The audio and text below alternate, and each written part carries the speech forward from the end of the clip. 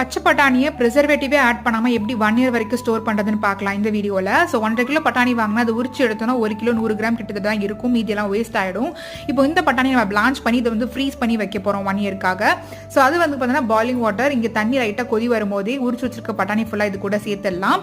இப்போ லைட்டாக வந்து ஒரு 3 ஸ்பூன் அளவுக்கு சுகர் சேர்த்துக்கிறேன். ஸோ குவான்டிட்டியை பொறுத்து சுகர் வந்து சேர்த்துக்கோங்க. இது வந்து ப்ரிசர்வேட்டிவ் கிடையாது, இந்த கலர் ரீட்டைன் ஆகணும், சேஞ்ச் ஆகாமல் இருக்கிறதுக்காக இந்த சுகர் வந்து ஆட் பண்ணுறோம்.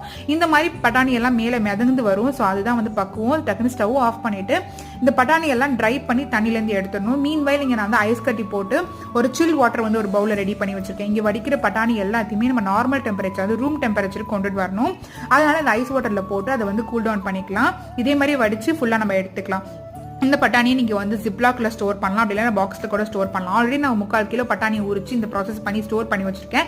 அதே தான் இப்போ இதையும் பண்ண போகிறேன். இதை ஃபுல்லாக ட்ரை பண்ணி வேற ஒரு பவுலில் மாற்றிட்டு எப்படி நம்ம ஸ்டோர் பண்ணிட்டோம்னா 1 இயர் வரைக்கும்